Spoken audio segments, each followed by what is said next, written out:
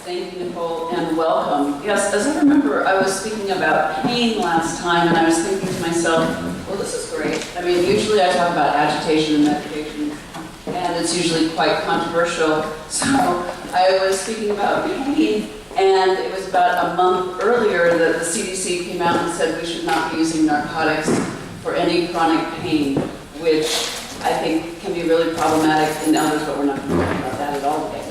Today we're going to talk about something easy, undue influence, capacity, and overmedication. And if there's anything that's messy, this is completely messy. And I've heard said that, well, anytime Dr. Landsverk speaks, it comes down to medications. Well, part of it is because I get called to see those people that have problems with medications, but I would say definitely for folks with dementia, medications really affect their day-to-day living in all realms. And today what we're going to do is we're going to talk about not, their day-to-day experience, but what can happen to them as far as their cognition and independence and their ability to take care of themselves or make choices on what happens to them. So we're going to talk about capacity, undue influence, overmedication, and what to do. I would like to say that agitation and pain seem to be really easy issues compared to addressing undue influence and financial elder abuse. Anyone else feel that way? Yeah, it's scary, and our culture really isn't ready for it. And the reason is that as we get older, socially our graces might still be there, but our risk assessment declines. And there's nothing that flags you as saying, no, I can't make my own correct choices yet. And it's left to your family, your doctor, the lawyers, the judges to give their best estimate. So I'm going to try and give you some more tools to use in that task. We're going to talk about capacity, the definition, what sorts of tests can be useful, and then we'll use a case study to look at what might play out in this area. So here's the official definitions. Of capacity is to understand the risks and the benefits of any proposed intervention, whether it's financial or whether it's medical. So it's not a global term. It comes down to, and legally it comes down to 5 different levels. It goes from the most concrete, which is understanding your medical issues, to understanding testamentary issues, which means you understand what your assets are and who you'd like. The quote is, who should get the bounty of your assets. And that means you know generally what your stuff is and who you want to get it when you're dead. That's not such a big issue because you're going to be gone at that point. But then comes choosing your durable power of attorney, and that becomes a bigger issue because that's the person who is going to be using their judgment when you can no longer make decisions on your own. And the most complicated one is the financial capacity, which means you understand the abstract aspects of what exactly your assets are and what's the best use of your assets for yourself and your choices. So, where'd that go? Okay. What often gets used to decide capacity is some of the screening tests. And they're better than nothing, but they're not good enough when we're talking about capacity and financial issues. So most folks here, I see a lot of folks that I know, and I'm happy to see a lot of familiar faces, and you guys are really lucky to have a community that is here, that wants to learn and do what they can for this vulnerable community. I appreciate that. From the medical community, we kind of like to have a test. We want a test that has a good sensitivity and specificity. Do the test and move on. So when I was reviewing for my boards, when they were talking about dementia, they said that the mini mental status exam, or the MMSE, was how you define dementia. If there's points from 1 to 30, and if the points were over 24, then you didn't have dementia, and if they were under 24, you did have dementia, and that was it. And what scares me about that is that the questions are orientation. You know, where are we located? What's your street? What's the county? What's the city? You know, what's the state? And what's the date? What's the month? What's the year? You know, remember 3 words. I'll ask for them in a few minutes. Can you draw this design? There's nothing about risk assessment. There's nothing about abstract reasoning. So you can get a 30 out of 30 and still not be able to make the financial decisions because you don't have any more risk assessment and you don't have your judgment. The MOCA is a little better. It has some aspects, that's the Montreal Cognitive Assessment. I'm going over a lot today, so I'm not going into great depth that these topics deserve. On the Alzheimer's Association website, there's more information. And also on my website, there's several videos that I got Medicare money for to develop training on diagnosing dementia and then treating agitation. So there's more in-depth information there. But the MOCA has something that's abstract. So in the case of the MOCA, you see a field of A, B, C, D, E, and then numbers from 1 to 5. And what you need to do is to connect the letters to the numbers in a sequence, a letter, then a number, then a letter, then a number. Not really complicated. You would think that before someone could sign for a reverse mortgage, they could understand that concept. It's not always that easy, you know, and particularly with vascular dementia, when someone might socially look okay, they might not understand these concepts, which makes you think you need to have more testing. There's also the SLOMS, the St. Louis screen, and the mini-cog. If you're busy, you know, it's a place to start. The mini-cog is where you give someone 3 words, and then you ask them to draw the clock. And then you ask them what those 3 words were again. If they can't do that, that means they probably need to be evaluated more. These are not bad tools, but they are screening tools. It's a place to start. What I find, you know, when you're getting really quick and dirty doing an assessment, if you want to know if someone has their financial abilities, one thing I found really helpful, and this is, you know, not validated, but it's a place to start, is I ask them, what's 25% of $22.50? You know, if you have to write things down, it's okay. I do too. It's early in the morning. And particularly what I find telling about that, you know, word problem is how they react to it. You know, because I take care of a lot of successful men who have been in tech or running business, you know, finances. They should be able to do this. They should understand that's a quarter of this, and it's more than, you know, $4, and it's less than $7 or something like that. But I see them struggle with it, and then they'll have it, but they're just off by a decimal. It's just off a little bit. You know, one gentleman said, "Oh, that's $56.20." I'm like, which is true, but it's 5.62. And I said, "Well, it's 25% of $22. Is that correct?" And he's like, "Oh, I would have got that." And I said, "Well, you know, you're a very intelligent, independent man, but I think when it comes to finances, you need to have someone there, you know, with the details." And he said to me, "I don't need anyone. I would have gotten it in a few minutes." So that tells me that this is a gentleman who doesn't see what their deficits are, and they need help. And what I would do in that situation is probably move on to the neuropsychologic testing.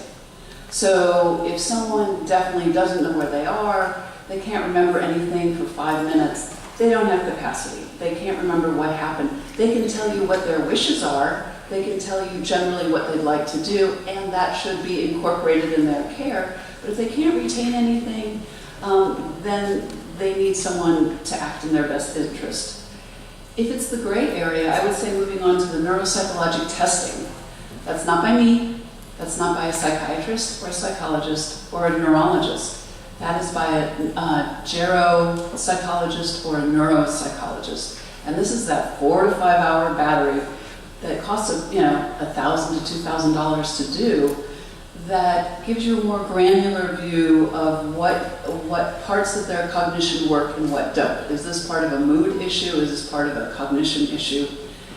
And I've given these talks with lawyers at times, and I've heard them say, well, they might not want to spend all that money. I mean, we're talking about someone's independence, someone's future. We're talking about $250,000 of assets usually. I mean, I can usually tell how much assets there are about how many lawyers are involved. If they don't have assets, no one's involved. And I'm doing it all by myself. So I definitely would go ahead, and the Alzheimer's Association can probably tell you about neuropsychologists. There are a number of places that you can find neuropsychologists to do the evaluation. And then you want to do the medical evaluation, and that's where I come in. You want to look for a vitamin B12, thyroid, blood pressure issues, blood sugar. You want to do a CAT scan or an MRI to see if there's a tumor or a bleed in the head that could be affecting their thinking. And then you want to look at medications. And we'll come back to that in a bit, but I really worry that a lot of these evaluations, even by really good teams, even at UC Irvine, you could have the dream team, the psychologist, the pharmacist, you could have the social worker, all do a cognitive evaluation. But I've seen it done on medications that can make people more confused. So we don't want to test the medications, we want to test the capacity of the person. Also, you all have these, so I'm not going to go into all the details because I've got a lot to cover. But the cognitive changes are, and I'm starting to feel it, you walk into a room and you can't quite remember why'd you go in the room. The details kind of start to slip, and that's normal. But if it gets in the way of you taking care of your day-to-day needs, you're missing appointments, you're missing your medications, you're not taking care of what needs to be taken care of, then that's a problem. And one case that was really kind of tricky was a 68-year-old woman who had a history of alcohol abuse. She'd been a successful executive and kind of a take-charge woman.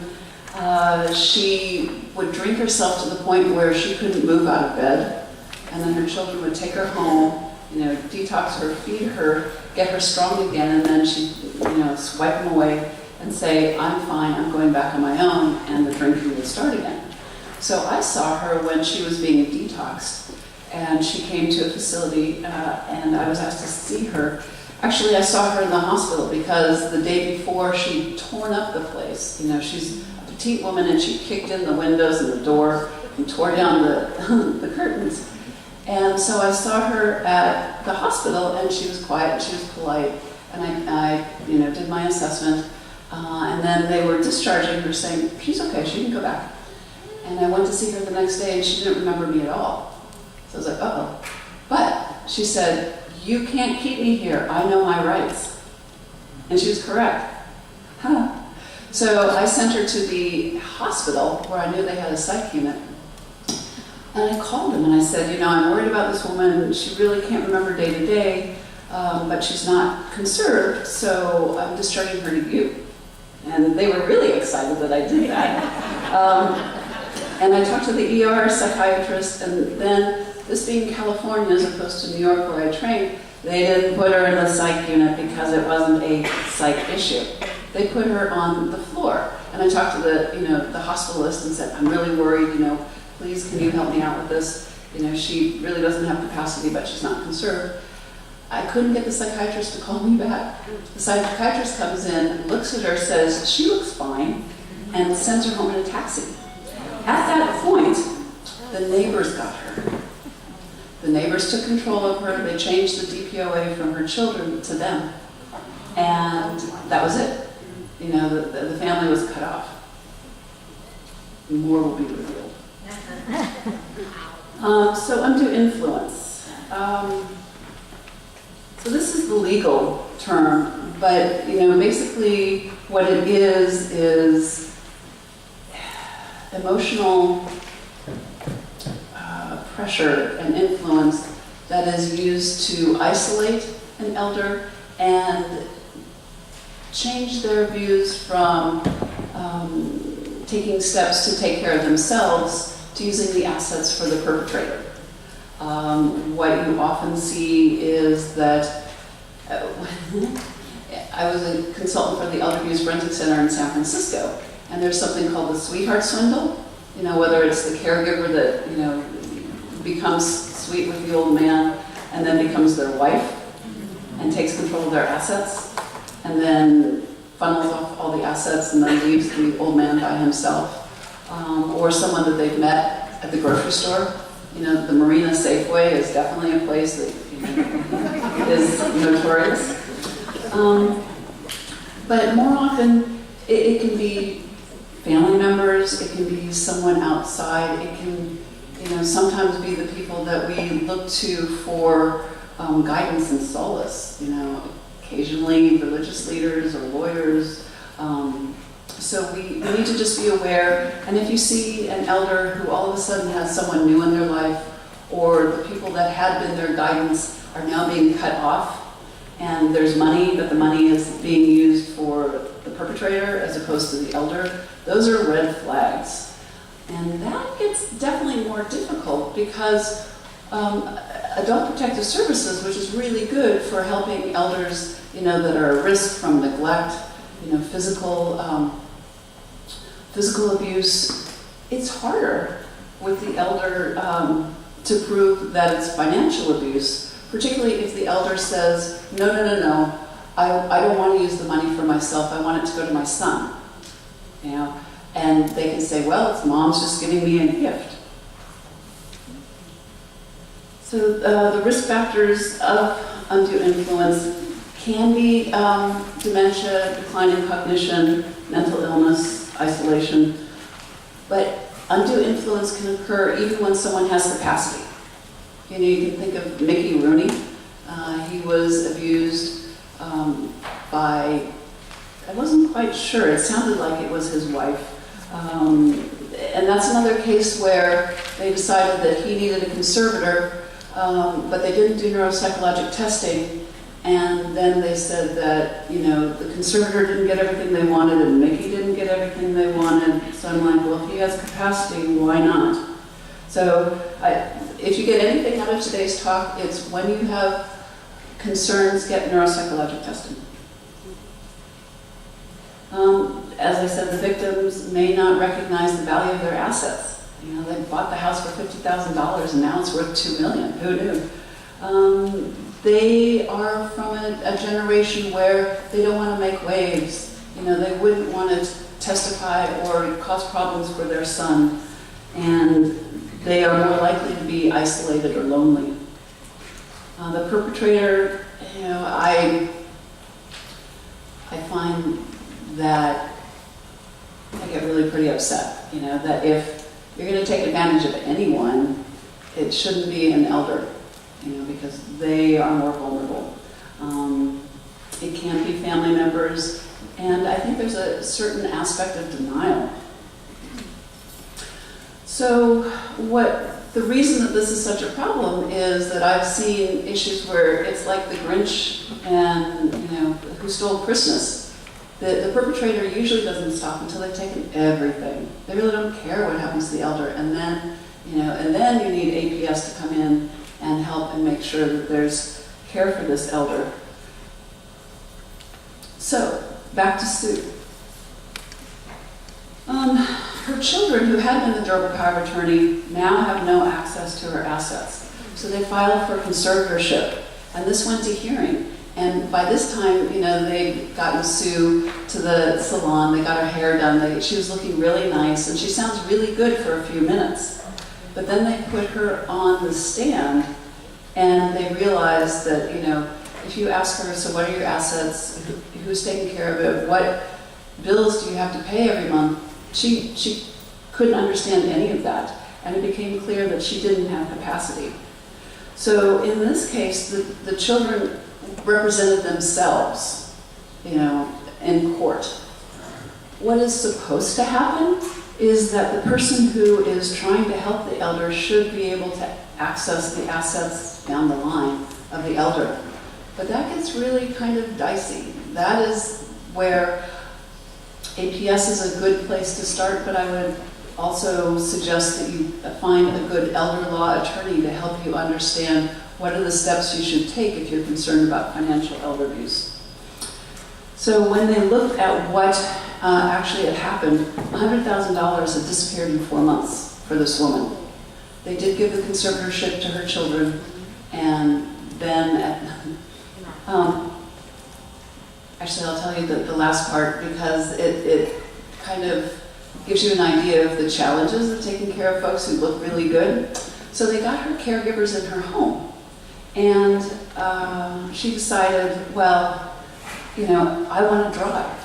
They wouldn't let her have the keys to her car. So she slipped the caregiver and went and rented a car. This is a woman who looked so good, they let her sign everything to rent a car. And then she went to the bank and pulled out another $5,000. So then they, tried several times at home. She actually ended up in a community, but it was only after they had tried at home to have her get the supportive care that she needed, and she just would not allow it. Moving on to overmedication, and the reason I want to bring this up in addition to the undue influence and capacity is that I've seen a number of cases where an elder might be medicated to the point where they don't really understand what's going on. And they might sign things, and they might be more pliable just because they're over-medicated. So over-medication can happen from too many doctors, prescriptions. I mean, basically I'm preaching to the choir. You know over-medication when you see it. The other thing that I'm also recognizing is that it's not just for folks with dementia.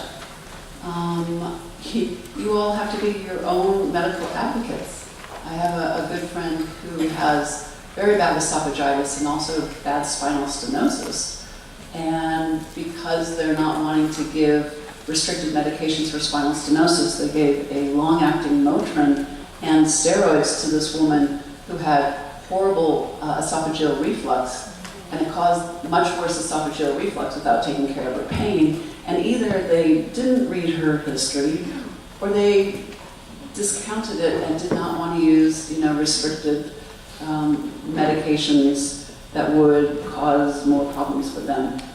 So I think that it's important to have an advocate when you go see the physician, and also be really aware of your medical history. Too many prescriptions. So it's much easier to write a new prescription than to stop medications. At least it seems that way. I just saw one gentleman who was on 3 blood thinners and didn't walk well. So geriatric point of view is that you need to take off the medications. What I did in this case was I spoke to the cardiologist, someone who just had a procedure, had a stent, also had heart, risk for heart attacks. And we decided which of the blood thinners was needed to best cover all of those, and we stopped 2 of them.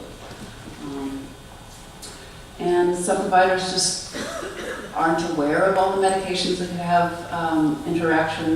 That's where one of the resources I would guide you to would be the Beers list. You can find that online. I think it's on our website. But the Beers list, BEER S, has a list of medications that can be problematic in elders. And on my website, ElderConsult.com, we have a list of the psychoactive medications that can be problematic.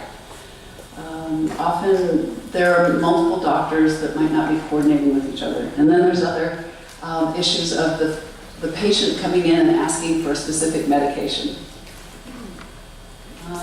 Then it might be difficult for the elder to remember to take their medications, or it might cost too much.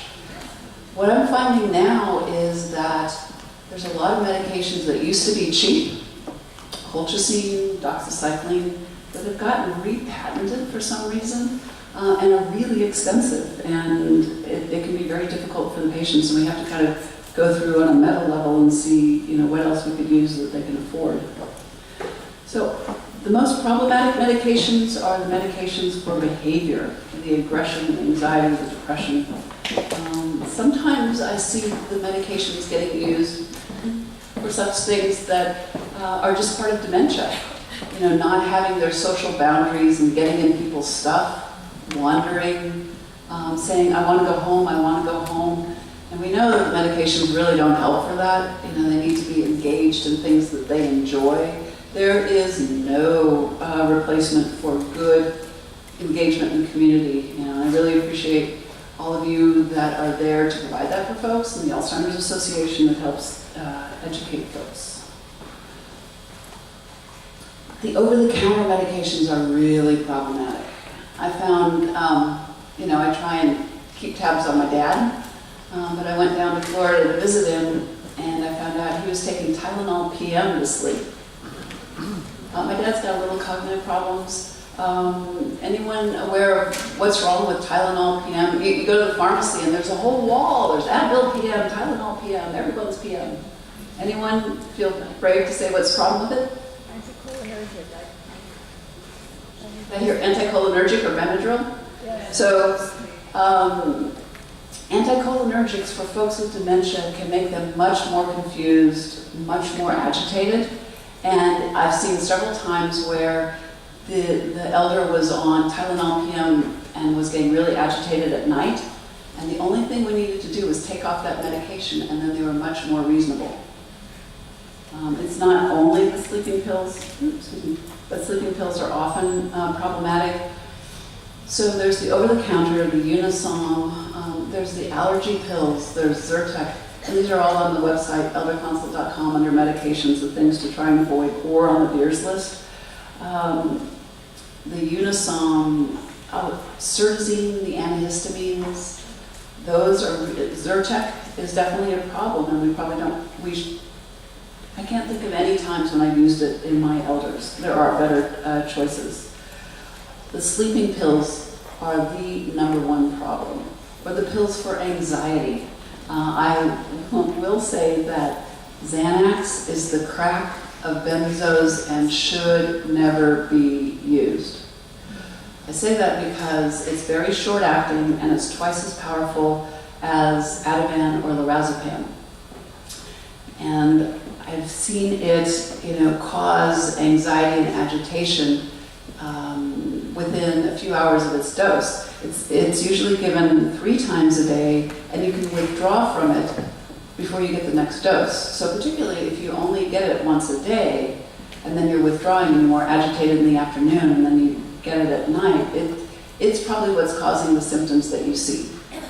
That said, I see a lot of people having problems with lorazepam, also known as Ativan, or clonazepam or Klonopin.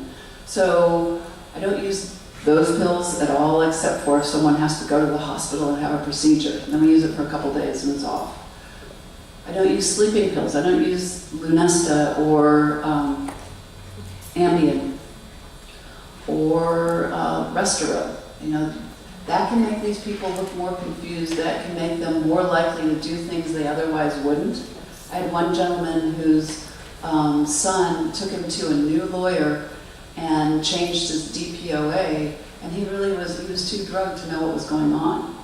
So, though, if you see these medications, it's concerning, and I try not to do capacity evaluations until we get people off of these meds, because you don't know exactly where they are if they're on these medications. The other thing that can be problematic is alternative medications. And I am not an expert in it, but I would say that elders would do really well with fruits and vegetables, vitamin B12, vitamin D, and then not too much else as far as supplements.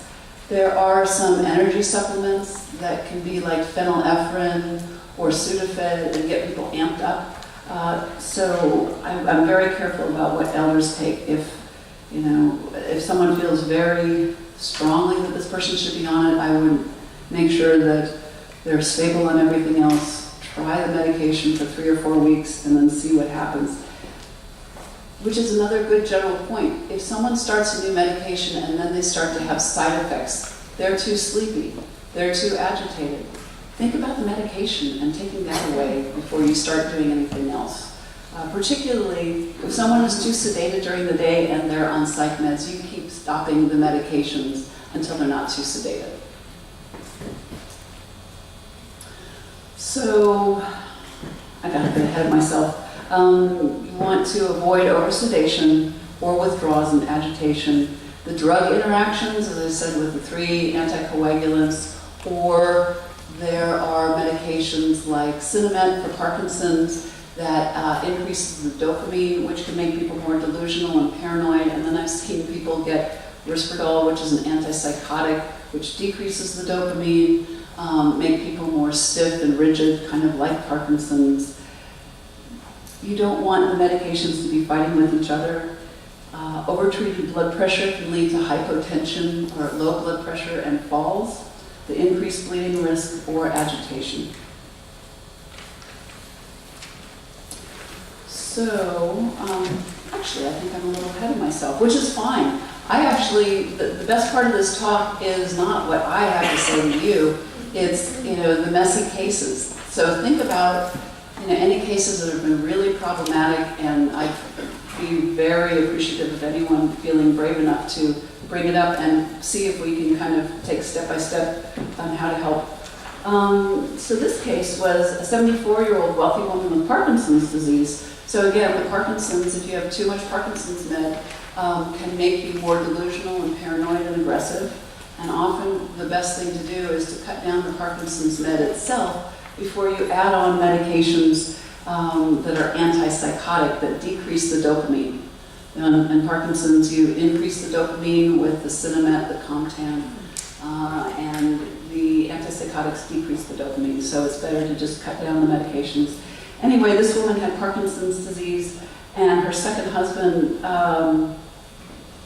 put her in a small, spare board and care that didn't have much in the way of resources and medical supervision, while he lived in a very nice place on her money. She was treated with Seroquel 150 milligrams. That's a huge dose. And was very sedated, completely sedated at dinner time. So that in itself is a sign that that's too much medication. Because anytime you use these medications, they should only be to, well, the way I determine whether someone needs medications for their behavior is, are they a danger to themselves or others, or are they really distressed? Do they think that they're being poisoned? Do they think that their husband is cheating on them and their days are just miserable? If that is so, I will use some of the medication needed for their comfort, but anytime someone is sedated, we need to cut down the meds. So there was a son who was worried about what was happening to his mother, and he sued to try and get medical decision-making and change the medications. Unfortunately, the physician, the specialist said that, no, this is fine, everything's okay, despite, my sharing the concerns that she was at risk for aspiration, blood clots, and pressure ulcers, and sooner death. The court said, no, she could stay in that board and care, and she would stay on those current medications. Well, 3 months after that court decision, she died from aspiration pneumonia, which is not surprising. So when you all see things that make you uncomfortable, if you're a mandated reporter, you need to report. If you're not, what helps me? I don't like conflict. So what helps me is I think about, for this vulnerable elder, if they can't speak for themselves, then I'm here. I'm the one who needs to do it. So that is something that helps me kind of move ahead, and it's not always saying, aha, you're a bad person, we're going to get rid of you. It might be that you need to have mediation or find other ways to support this elder. You know what? I'm afraid that's mine. I have turned off my phone. Well, I'll just ignore it. So how do we help? Yes? I have a question. If you would address, under what is capacity? You had mentioned rule out B12. Right. And then you spoke to further in your talk about putting some of your So the workup for dementia, as opposed to capacity, is to do the head CAT scan or the MRI. Everyone should have one, unless they're so advanced that doing the test would be really difficult for that person. We have to completely sedate them, and they're safely cared for. Checking a B12 level, a folate level, a thyroid level, and this is on the video, so you don't have to write all of it down. That's the workup. How many people have I seen who've had their cognition reversed by treating these things? Maybe 4, kind of. So that's not what's usually there. It's usually Alzheimer's disease or vascular dementia or alcoholic dementia. And that's a good point. You can't determine in someone who's drinking alcohol what their cognitive level is or if they have any mental illness until 6 months after they've been dry. Because they will, so this is a 2-step process here. So first they have to get dry. And particularly when someone is losing their cognition and their drinking, it's problematic. I had worked with one woman who, I'm Episcopal, and we Episcopalians, like our wine, and she was part of, she was the wife of a priest, and she would go to these receptions and have 8 or 9 glasses of wine, and she'd forget, and then it would be very problematic. And she was losing her capacity, but socially she sounded okay. What we needed to do for her, because at this point I was worried about her safety of just stopping the wine, is get her admitted to detox, and then have her supported in a community so she wouldn't go back to drinking, because they tried that at home, and then they did the evaluation at 6 months. So every case is a little different, but you want to, I don't see as much supplying B12 making a big difference as taking away medications that are sedating or making the elder confused. So that's how I do that. So definitely report to Adult Protective Services. And if someone is really at risk, call the police. And they will be there to take care of the immediate dangers. They're not really set up. If someone has food, clothing, shelter, and there's kind of squabbling between the family, that's not really what they're set up for unless, it's obviously there's a problem. That's when you need to get the elder law attorney, the neuropsychologic testing. And what I found is that particularly if families squabbling, to try and find a mediation point, often it's like, okay, the daughter doesn't get everything, the son doesn't get everything, let's get a fiduciary for the elder. Let's get a neutral party to take care of the needs for the elder, and then the family can be family. Care managers can be very helpful as well.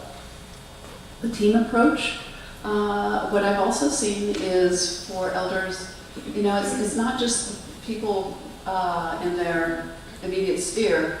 You can have financial elder abuse on the internet, by the phone. I've seen those quite a bit. I've seen one gentleman send $600,000 to China. It's just like, you'd think they noticed like nothing was coming back, but that's not exactly how reasoning works as you start having cognitive damage. So in some situations, instead of getting the elder conserved, they've got a good team of caregivers, and the elder allows caregivers in the home, and then they just intercept phone calls. And it varies depending on how independent the elder is. We all need to be creative. So it's most important that we step in and we alert someone, that you might be the only person there to speak for this elder. And then we always want to work with the doctors to reduce or adjust the medications. The Alzheimer's Association would have a list of physicians that might be helpful. The geriatricians are really helpful. I know that UC Davis has now moved into the Walnut Creek area. They have a memory clinic. Down in Berkeley, there's the Over 60 Club in San Francisco. There is the Lakeside Clinic, the geriatric clinic. So there are a number of resources available to you. Well, I've spoken for, yes. I have a case. All right, this is an aunt, my husband's aunt, who I've been. Just a minute, do we have a microphone? for the case? Okay.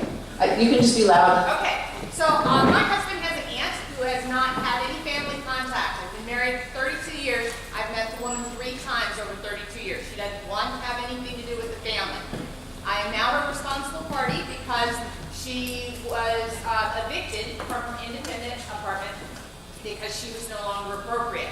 In the process of having the physician's report so I could get her placed into an assisted living, come to find out that her general practitioner, who's seen her for 12 years, had her on different memory medications over the years, and because she was medication non-compliant, he DC'd everything. So she was no longer on some very heavy narcotics because he felt she was unsafe to take them.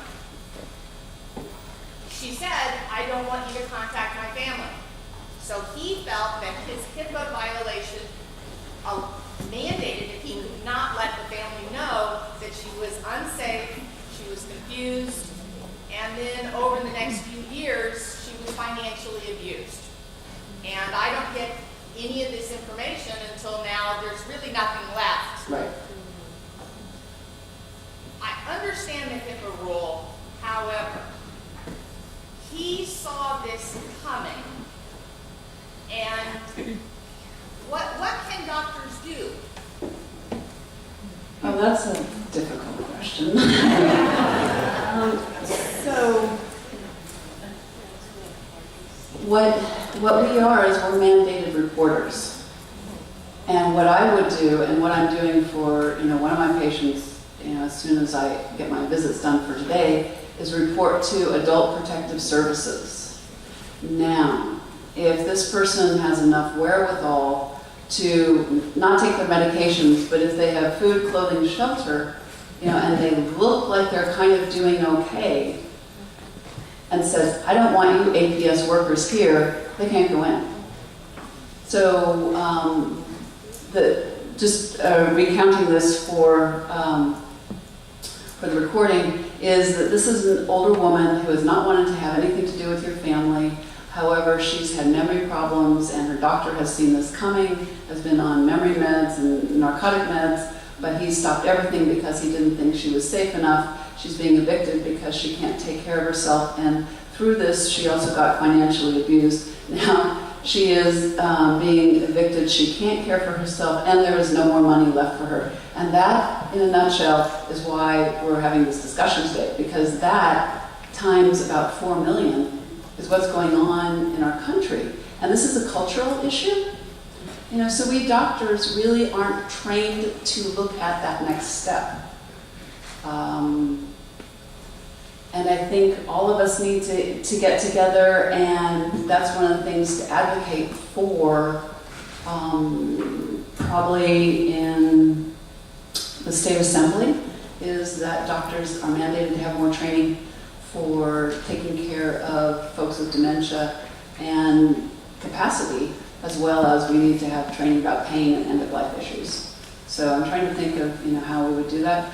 What I would say is, if you heard anything about this, the next step that you should take is to, and the doctor's not going to tell you, but you would need to get an elder law attorney that you're going to have to pay for yourself up front.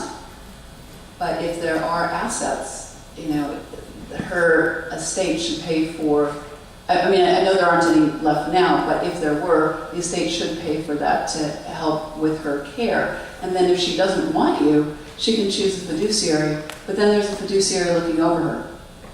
So it's kind of unsatisfying, but you're right, there is a better outcome than having her just abused and then left with no assets. It just seems to me that our medical providers are the first person who's going to notice and be in a position. We have the largest number of seniors that live alone in California in the nation. We have the largest number of seniors that don't have family to help support them. We have the largest number of seniors living in poverty, and their doctors are the ones that they're confiding in, and then the doctors use the defense of, well, HIPAA says that I can't call anybody on her. Right, and that's why I'm not speaking to doctors today. So,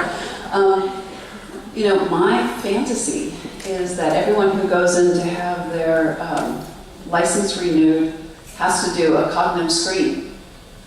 Well, you know how that's going to go over. I mean, it's like, no, I'm independent, and you know, I can have my gun as well as my independence. So I think it's a cultural issue, and that as it happens to more people, I think it's going to be the next civil rights wave, frankly. And I appreciate you all out there. You know, I don't like stepping into these things, but it always helps me focusing on the vulnerable elder to say, uh-oh, if I don't do something, no one else will. So, anyone else? Yes? So, thank you for your talk. For those of us who are not medical doctors, my question to you is, how do we as the non-medical doctors ask these questions to the doctors? Because my experience is that when I begin, with my knowledge, begin to question a decision that the doctor has made, especially around like medications, it's not received very well. So what's your recommendation there? So the question of if you're questioning the decisions of the physician is not well received, I would call the Alzheimer's Association, find out what resources are there. I would go to a memory clinic like UC Davis, UCSF. You know, I do house calls for the folks who won't leave. I go out and see the folks who won't go see a doctor. And you take it step by step. Sometimes the person doesn't want to let me in the door, but we start talking, and you can get kind of a sense of, how are they doing enough to say, uh-oh, we need to alert APS and have them come back.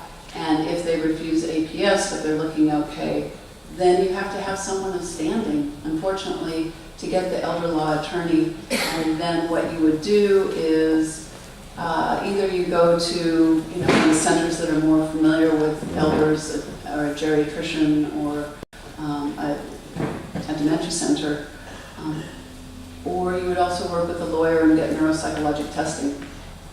And sometimes they'll refuse it, and you have to go through the court and then get that mandated. I think the understanding that neuropsychologic testing is there, I think it's very humbling that my opinion is taken to have the equal weight of any physician who just finished their family practice residency. So I would go ahead and I would, take that next step. Yes? So part of the problem is that,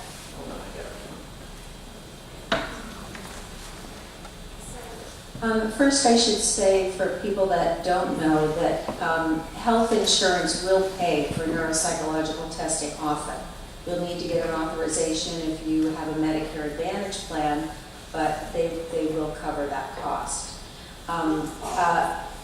in my experience with my patients. But the biggest challenge is that not everybody can afford an attorney and a home visit physician and the care that's out there. We've got a huge need among those in our population that don't have the resources to access that. So I don't know if there's anything that you can help us with in terms of knowing what might be in the works or what we can do for our people, because certainly those that have those assets can mobilize all those wonderful resources, but those that don't are, living at risk. And like you said, APS doesn't really have a whole lot they can do in some situations. Right. So the question is, if there aren't assets, and Medicare will pay for neuropsychologic testing if it's for a medical issue.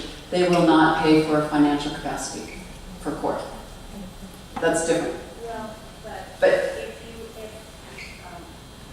That's true. I mean, we're trying to determine what a person's strengths and weaknesses are, but there are times I've reached out to the neuropsychologist doing a neuropsych assessment and asking them to give me an assessment on whether they have the capacity, and I have received that. And that's great. That's not across the board, though. I think that means that this is a cultural issue that we need to decide, because I have several people who can't really take care of themselves, and they're getting evicted from where they are, and they need a higher level of support. And I'm reaching out to APS, I'm reaching out to the ombudsman, I'm reaching out to the county social workers, and I'm not finding a lot of people stepping up to help, you know, with those sorts of cases. So I think that is something that there needs to be a push, I think, in the legislature to have that safety net. And I don't think there's the recognition that it's a problem yet. Yes. I think that the whole discussion about mental capacity is very complex. There are no straight rules here. I've seen both sides of this discussion when somebody's capacity is being questioned and even their rights to make decisions for themselves being removed without respect to their wishes. And I've seen situations where family professionals have stepped in to help somebody who does not clearly have capacity. I've heard neuropsychologists not make a judgment not to take capacity away because somebody, although they're forgetful, is still able to participate in their decision making. I've been privileged to work with people at end of life for many years, and many of those professionals are in this room today. We have a huge advantage because we're working with people who know that their days are numbered, that their ability to make decisions is short-lived. We talk a lot about advanced planning, and I hope that most people in this room are thinking about that. Even today, we are the generation of advanced healthcare directives. In regard to whose responsibility it is, it's everybody's responsibility when working with seniors. I work with a lot of doctors who only see what's in front of them, that person that showed up at the appointment. We are the eyes and ears of our community, families, assisted livings, independent living, all of them. And we are many.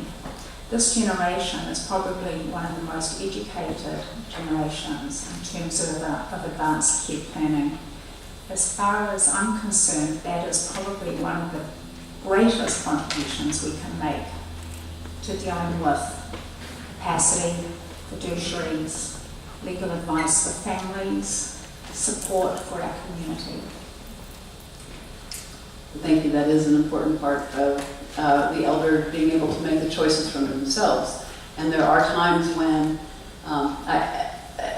as part of a capacity talk I usually kind of point to, you know, if you're elder and you want to marry Anna Nicole Smith, you go, guy. But you have to understand the risks and the benefits of having Anna Nicole Smith in your life. And if you do, you should be able to do that. I think it is important to always, whether someone has capacity or not, take their wishes into first consideration. You know, not to kind of step in and say, oh, no, we're going to just keep you safe and you can't do the things, you can't go to the ballpark anymore because you have some dementia. We need to look at the elder and what's really important for them.